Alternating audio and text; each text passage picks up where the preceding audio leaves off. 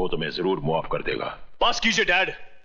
इसी तरह से उस दिन फंक्शन में आपने उसे आगे कर दिया था और आज आप मुझसे कह रहे हैं कि मेरा करोड़ों का टेंडर मैं उसे नाम कर दूं।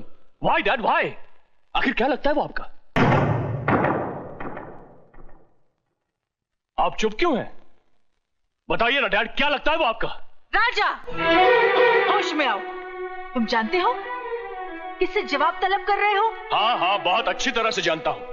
मैं मिस्टर सी के ओबेरॉय से जवाब तलब कर रहा हूं, जो है तो मेरे पिता मगर सुलूक दुश्मनों जैसा करते हैं। इससे पहले कि मेरा हाथ तुम पर उठ जाए, दूर हो जाओ मेरी नजरों से। ओह, तो नौबत अब यहां तक पहुंच गई है।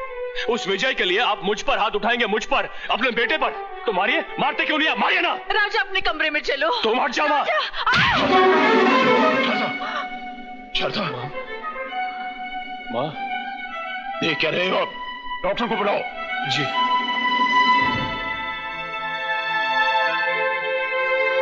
डॉक्टर, कैसी है शारदा की हालत?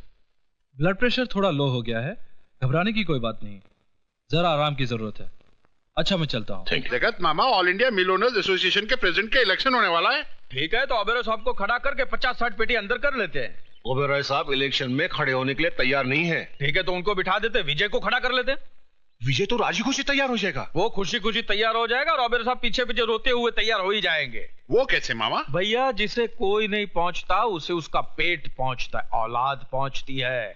यहाँ पे हाथ में राजा का मरोड़ूंगा, दर्द ओबेरॉय साहब को होगा। ऐसे क्या देख रही हो शारदा? जो मांगोगी तो। और अगर बेटा कुछ मांगे तो क्या उसे भी मिलेगा? आओ बेटा आओ। क्यों नहीं, मांगो, क्या मांगते हो? इस पेपर पर साइन कर दीजिए। क्या ये? अरे, इस इलेक्शन के लिए मैं पहले मना कर चुका हूं। मैं इस मुसीबत में फंसना नहीं चाहता। हंस तो आप उसी दिन गए थे जिस दिन आपकी मुझसे शादी हुई थी। आधी जिंदगी तो मेरी खुशियों के लिए लुटा दी, आधी अपने बेटे के लिए लुटा दीजिए। ऐसी बात है? ठीक है, लाओ पेन।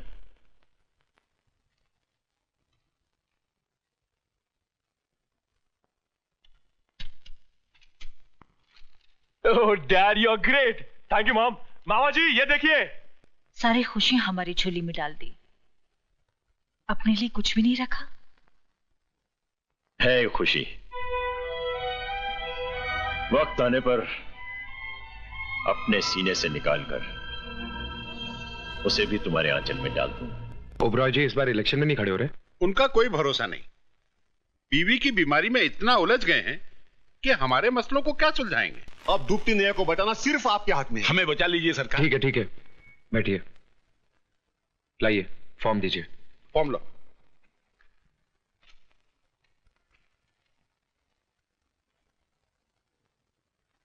कुछ धन मेरा मतलब है लक्ष्मी जी के दर्शन हो जाते तो। मैनेजर साहब, इनको 50 लाख। 60 लाख दे दीजिए। जी। आइए मेरे साथ। बहुत बहुत शुक्रिया विजय बाबू। क्या बात है विजय? कुछ नहीं। तुम कुछ छुपा रहे हो? अरे भाई कुछ नहीं। खाओ मेरी कसम। इतनी छोटी सी बात के लिए कसम क्या खानी? छोटी सी बात? कौन सी छोटी सी बात? अब तुम ही बताओ।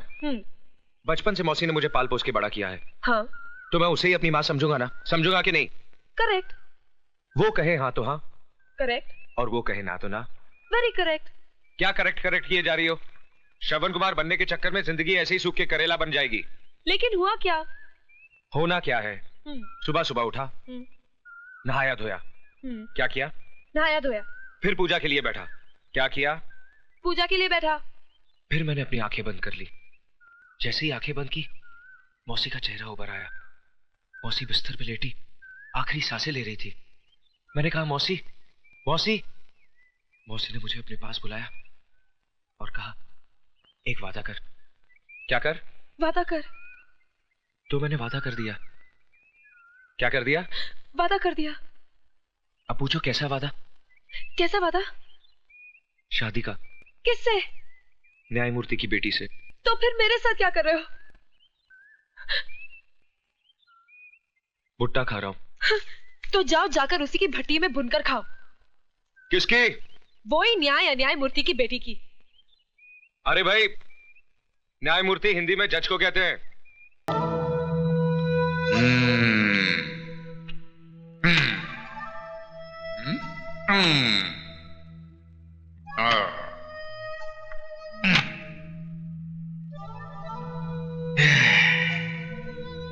भांजे, तू फिक्र मत कर। तेरा बाप तेरे साथ नहीं तो क्या हुआ, तेरा मामा तो है, सब ठीक हो जाएगा।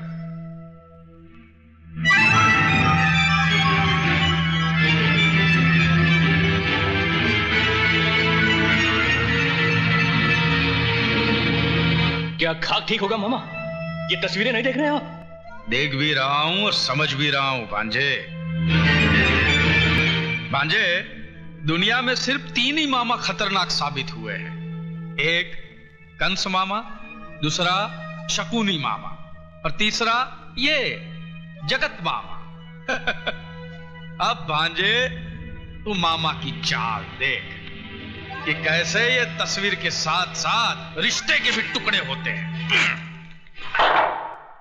जज साहब, आज तो आप कमाल पे कमाल किए जा रहे हैं। आज आपका हर स्ट्रोक ऐसा गजब का पड़ रहा है कि सारे बॉलों को उड़ाते फिर भी आपका बॉल सीधा पॉकेट में जा रहा है। अरे सक्सेना साहब, अमरनाथ जी सिर्फ खेल में ही नहीं, सोसाइटी में भी ऐसे ऐसे स्ट्रोक्स लगाते हैं कि बड़ी बड़ी हस्तियां इनके पॉकेट में रहने लगी है। अच्छा, ऐसी कौन सी बड़ी हस्ती है, जरा हमें भी तो पता चले। मामा जी शायद ओबेरॉय साहब और अपने भांजे राजा की ओर इशारा कर रहे हैं, जिनके साथ जज साहब की बेटी का रिश्ता तय हुआ है।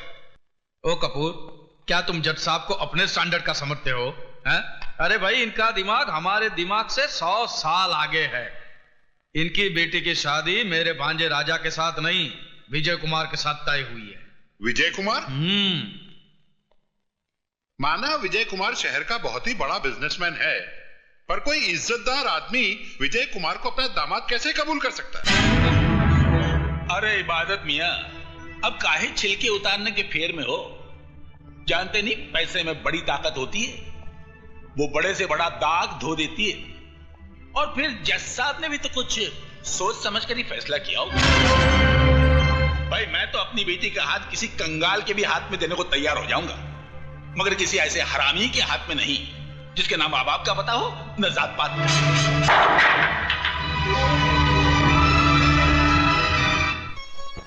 घनश्याम दास जी, ये साड़ियां आप एक तरफ रख दीजिए। ठीक है सर। और नाना भाई जी, आप इन ज्वेलरीज का बिल ऑफिस भिजवा दीजिए। विजय, दूध तो पी ले बेटा, सुबह से कुछ खाया पिया नहीं है। रुको ना मौसी, खाने पीने के लिए सारी जिंदगी पड़ी है।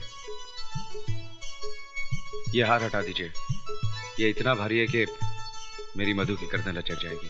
बेटा पहले दूध तो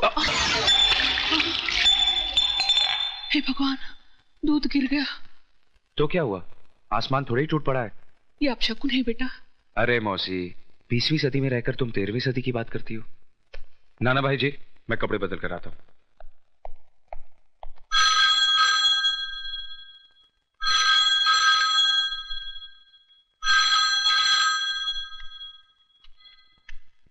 हेलो, मैं जज अमरनाथ बोल रहा हूँ।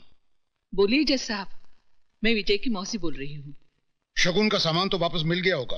वापस? मैं समझी नहीं। मैंने ये रिश्ता तोड़ दिया है। लेकिन क्यों? मैं मानता हूँ कि बेटी पराई अमानत होती है, लेकिन इतनी भी पराई नहीं कि उसे किसी भी खूंटे से बांध दिया जाए। ये आप क्या कह रहे हैं?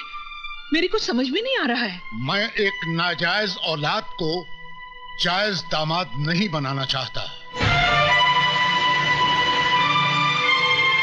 जिसके न धर्म का पता है न जात का। उसे मैं अपनी बेटी का सुहाग नहीं बनाना चाहता।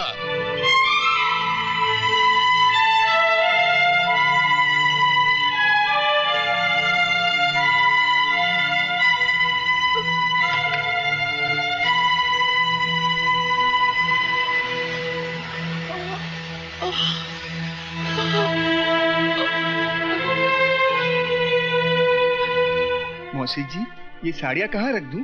बाहर कचरे के डिब्बे में। जी? तुमने सुना नहीं? ये सब उठा के ले जाओ यहाँ से, फेंक दो इन्हें घर से बाहर। मौसी, ये क्या कह रही हो तुम? मुद्दतों के बाद तो खुशी की एक किरण घर में आई है, उसे भी पार फेंक देना चाहती हो तुम? क्यों मौसी, क्यों? काश मैंने तुझे अपनी कोख से जन्म दिया होता। जन्म नहीं दिया तो क्या हुआ? पाला तो है तुमने। यशोदा देव की नहीं बन सकी कभी। कौन कहता है? ये दुनिया। मैं नहीं मानता इसी दुनिया को। इसी दुनिया में अमरनाथ भी रहते हैं। जज साहब, क्या कहा उन्होंने? तेरी शादी मधु से नहीं हो सकती। क्यों? क्या कमी है मुझ में? तेरे पास तेरे बाप का सर्टिफिकेट नहीं कि तू उसका बेटा है। तू जायज नहीं, नाजायज है।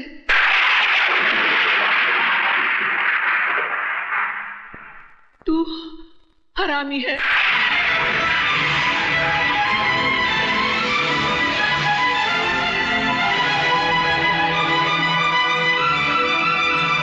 साहब, ये सामान जज साहब ने वापस भेजा।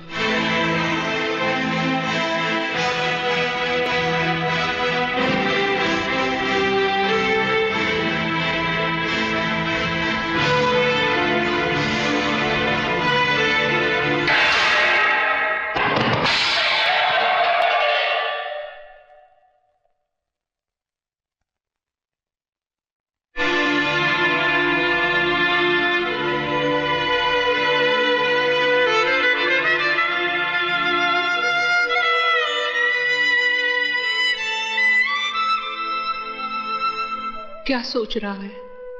सोच रहा हूं इस दूध की तरह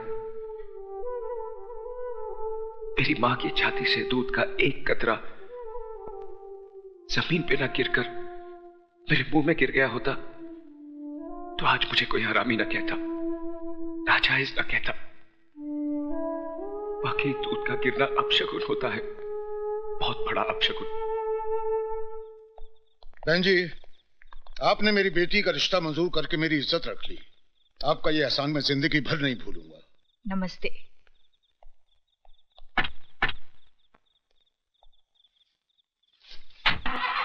नमस्ते।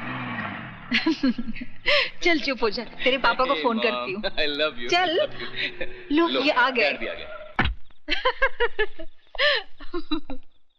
मैं आप ही को फोन करने जा रही थी। क्यों, कोई खुशखबरी है क्या? सुनोगे तो खुशी से नाचने लगोगे। अरे वाह, तो लो हम पहले से ही नाच लेते हैं। सुनो ना, जज साहब आए थे, अपनी बेटी का रिश्ता हमारे राजा के साथ तय कर गए।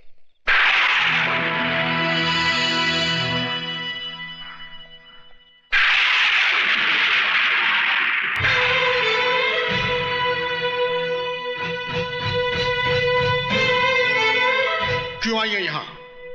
आपसे भीख मांगने। भीख में इंसान 2 पैसे या 2 रोटी देता है, अपने जिगर के टुकड़े या अपने खानदान की इज्जत नहीं देता। जज साहब, मैंने विजय को अपनी कोख से जन्म तो नहीं दिया, लेकिन अपनी छाती से लगाकर उसे पाला जरूर है। मैं उसके स्वभाव को अच्छी तरह से जानती हूँ। उसके दिल की धड़कनों को मीलों दूर बैठकर मैं सुन सकती हूँ। अगर उसे मधु का प्यार नहीं मिला तो वो खुद को मिटा देगा। जज साहब, वो खुद को मिटा देगा। जो इंसान पाप के बीच से पैदा हुआ हो उसका मर जाना ही बेहतर है। डैडी, विजय की जिंदगी कोई आपकी अदालत का मुकदमा नहीं है जिसका फैसला जब चाहा आपने सुना दिया। वो मेरा प्यार है, मेरा सुहाग है। आपको कोई हक नहीं है कि मेरे माथे से विजय के नाम का सिंदूर मिटा दें। मधु! चिल्लाकर आप हमारे प्यार की आवाज को दबा नहीं सकते। हमने मोहब्बत की है और इस आग को जो भी बुझाने की कोशिश करेगा वो खुद जलकर राख हो जाएगा। मारिए और मारिए, आप आपका हक वसूल कीजिए और मैं महबूबा का फर्ज अदा करूंगी। मैं तुझे जिंदा नहीं छोड़ूंगा।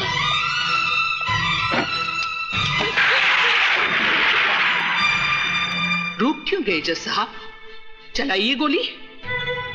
मेरी जिंदगी तो मेरे बेटे के काम नहीं आई, शायद मेरी मौत ही उसके लिए वरदान बन जाए। Get out from here! जा रही हूं जज साहब, लेकिन एक बात याद रखिए, इन मोटी मोटी किताबों से आदमी इंसान नहीं बन पाता। इंसान बनने के लिए उसे दुनिया की भट्टी में तपना पड़ता है। आप तो इंसान भी नहीं बन पाए, फिर आपको जज किसने बना दिया?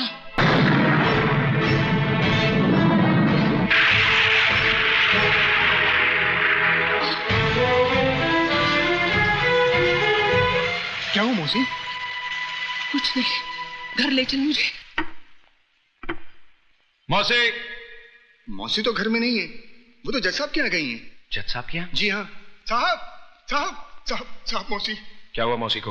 मौसी बाहर गाड़ी में साहब। बाहर गाड़ी में? जी।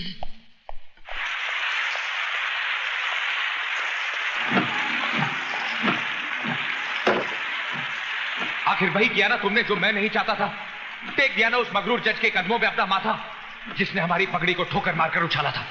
क्या मिला तुम्हें ये सब करके? बस एक तुम ही थी इस दुनिया में जिसने मुझे अपनाया, छाती से लगाकर पाला, सर उठाकर जीना सिखाया। और आज तुम भी इस बेरहम दुनिया की तरह मुझे एहसास दिलाना चाहती हो कि मैं एक गटर का कीड़ा हूं, मेरा कोई वजूद नहीं। तुम चाहे मेरी जान ले लो, लेकिन मौत से बदतर जिंदगी मत दो। मेरी जिंदगी तो पहले ही बोझ बन चुकी है।